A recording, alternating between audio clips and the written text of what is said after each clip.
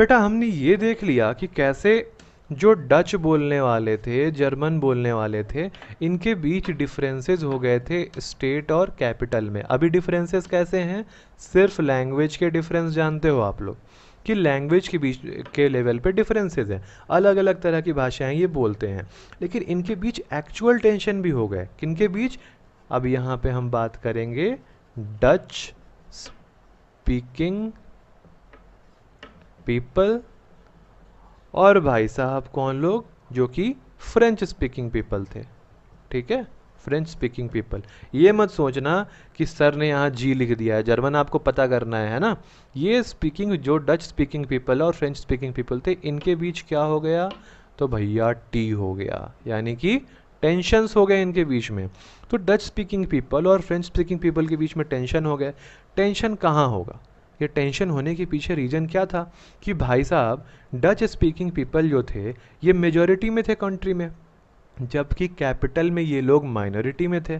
आपको याद होगा कि डच जो लोग थे ये कंट्री में, ये डच जो थे इनकी परसेंटेज कितनी थी? 59%, जबकि ये 59% कंट्री में थे, और जबकि ये स्टेट में इनकी परसेंटेज घट के हो गई थी सिर्फ और सिर्फ 20%।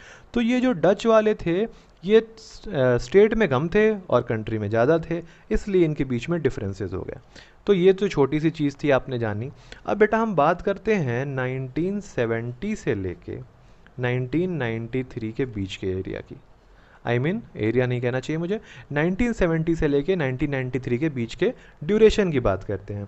तो इस ड्यूरेशन में क्या हुआ कि कॉन्स्टिट्यूशन में 4 बार अमेंडमेंट हुआ।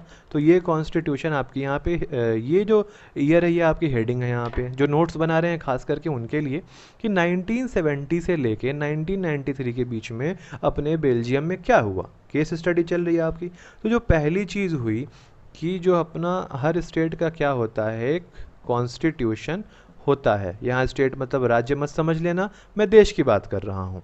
कॉन्स्टिट्यूशन वॉज एमेंडेड मतलब आपको पता है संशोधन हुआ कितनी बार? 4 टाइम्स। यानी 1970 से लेकर 1993 के बीच में बेल्जियम के कॉन्स्टिट्यूशन में 4 बार परिवर्तन हो चुका था। ठीक है, अब ये परिवर्तन हुआ क्यों था? ये परिवर्तन सिर्फ इसलिए हुआ था कि भाई जो माइनॉरिटीज़ में हैं उनको क्या दिया जाए? इक्वल राइट्स दिया जाए फॉर प्रोवाइडिंग इक्वल रिप्रेजेंटेशन। क्योंकि इक्वल रिप्रेजेंटेशन कहने का मतलब क्या है कि वो अपने उन्हें इक्वल रिप्रेजेंटेशन भी दिया जाए, माइनॉरिटीज़ को इक्वल रिप्रेजेंटेशन मिले। इस वजह से कॉन्स्टिट्यूशन को 4 बार क्या किया गया? अमेंड किया गया। ठीक है, अब यहाँ पे इक्वल रिप्रेजेंटेशन कहने का मतलब ये है कि मिनिस्टर्स, जो नंबर ऑफ मिनिस्टर्स होंगे वो इक्वल होने चाहिए। कहाँ पे? सेंट्रल गवर्नमेंट में।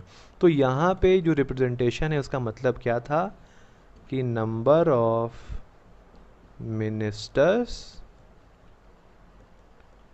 शुड बी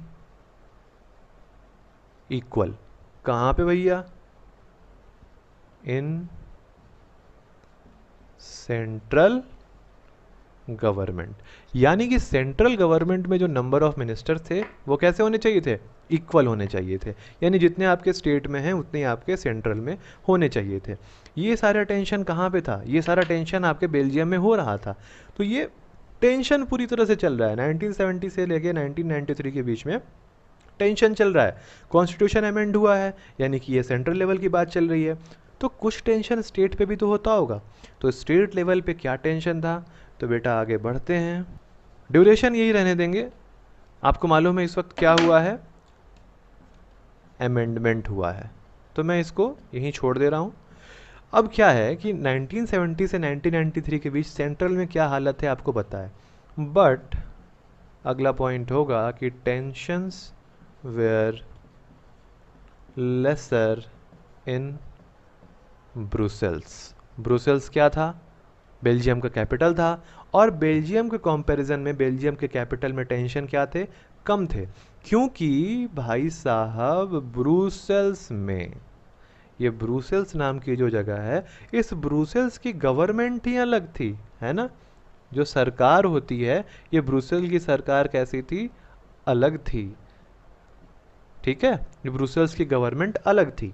तो भाई साहब आप सोच रहे होंगे कि ये ब्रुसेल्स की गवर्नमेंट अलग थी, सर कहना क्या चाह रहे हैं। एक तरफ बात कर रहे हैं कि इक्वल रिप्रेजेंटेशन मिलना चाहिए, दूसरी तरफ कह रहे हैं कि ब्रुसेल्स की गवर्नमेंट अलग थी। तो बेटा यहाँ क्या अलग था, मैं वो बताता हूँ आपको। यहाँ आपने पीछे देखा कि यहाँ अमेंडमेंट हुआ 4 बार। क्यों अमेंडमेंट हुआ, कि सेंट्रल लेवल पे जो गवर्नमेंट है वहाँ पे इक्वल रिप्रेजेंटेशन मिलना चाहिए मिनिस्टर्स को। लेकिन ब्रुसेल्स की जो गवर्नमेंट थी ना बेटा, ब्रुसेल्स की गवर्नमेंट में ऑलरेडी पहले से क्या हुआ था कि इक्वल रिप्रेजेंटेशन मिला हुआ था दोनों कम्युनिटीज़ को। कौन सी कम्युनिटीज़, डच और फ्रेंच कम्युनिटीज़ को।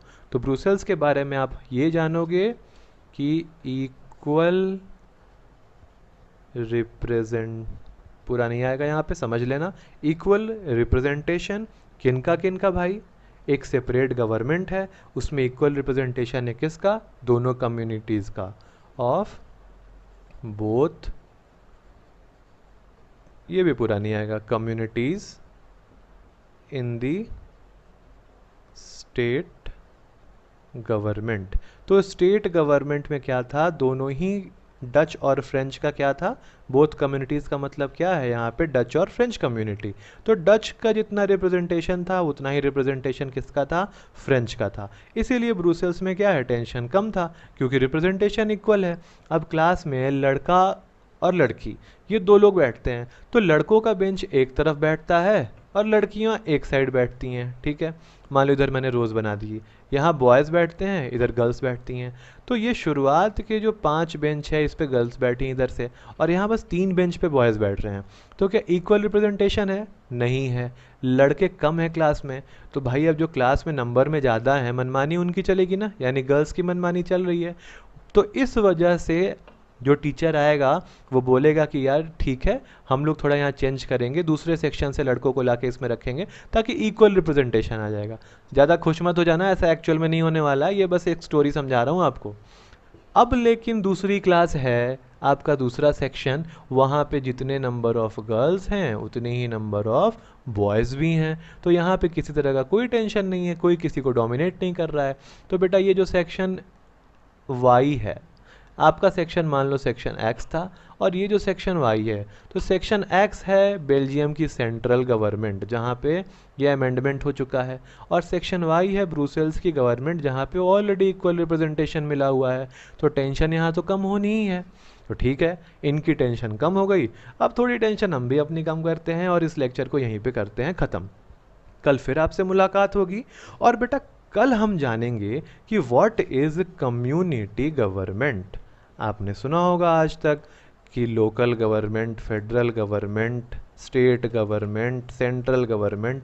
ये कम्युनिटी गवर्नमेंट क्या है, तो कल का हमारा टॉपिक होगा कम्युनिटी गवर्नमेंट। तब तक के लिए बाय बाय, टेक केयर, नमस्कार। अपना ख्याल रखिए, कोरोना से लड़ते रहिए, कोरोना से बच के रहिए, और बिना मास्क के कहीं मत निकलिए। अब क्या ही कहीं निकलोगे तुम लोग, वैसे भी तो तुम्हारा सब स्कूल वगैरह बंद हो रखा है, बोर्ड्स कैंसिल हो गए हैं तुम्हारे सीनियर्स के। तो बस घर में रहिए and keep learning. Bye bye.